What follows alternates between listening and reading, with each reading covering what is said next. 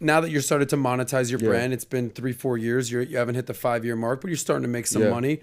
What financial lessons have you learned? What's the thing that sticks out and says, you know what, dude? I did not know this when I was a teacher making nothing. Let me tell you something. Now that I'm making some bread, here's what I got. I love your question, Adam.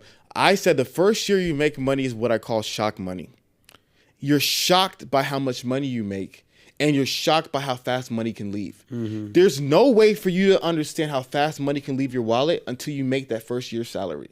So that's why you never, ever want to be a one-hit wonder. Yeah. Never. That's the worst. Your worst fear is you go on YouTube, your first year successful, and you make a lot of money. Because what happens is that first year, that money means nothing.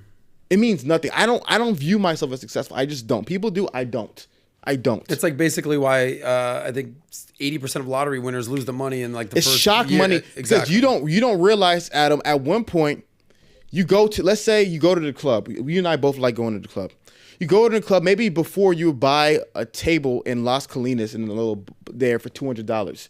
But now you can go to the club, live, and spend $5,000 in a night. Before you maybe could buy some Nikes for $100. Now you can buy Balenciagas for $1,000. All of a sudden, money, once you have more money, you have opportunities to spend more money.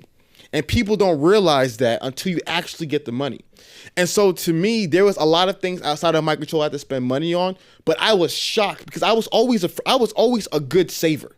So let's say, for example, I made $50,000 as a teacher. I was able to save $10,000. So I was like, bro, I can live off $40,000 a year. So if I made $100,000, I technically could be able to save $60,000, right? Because I only need to live off $40,000.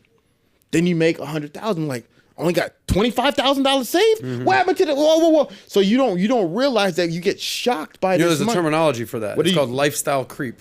I love it. It's called lifestyle creep, right? Yeah, I was just about to throw it back to you, Thank Adam. you, buddy. Yeah. Well, what I tell people all the time is that, okay, you were making $50,000 as a teacher. Awesome. Now you're making $100,000. You were able to save $10,000. Okay, so you're going to say, all right, well, it's that deserve mentality. I'm making more money now. I deserve a nicer car. I deserve a nicer threads. And next thing you know, so what I tell people is if you're making 50 and that's what you're used to, and all of a sudden you get a raise and you're making 100, you're making 80. Live like you're still making 50 for 1 year. Yeah. 100%. You've done it for a handful of years now. Do it for one more year. Yeah. And that 50K difference, that 40K difference, boom, that's in your pocketbook. And when that's sitting in your checking account, you're able to invest, your life will change. 100%. If you continue to spend that money rather than save that money, you're never going to get ahead.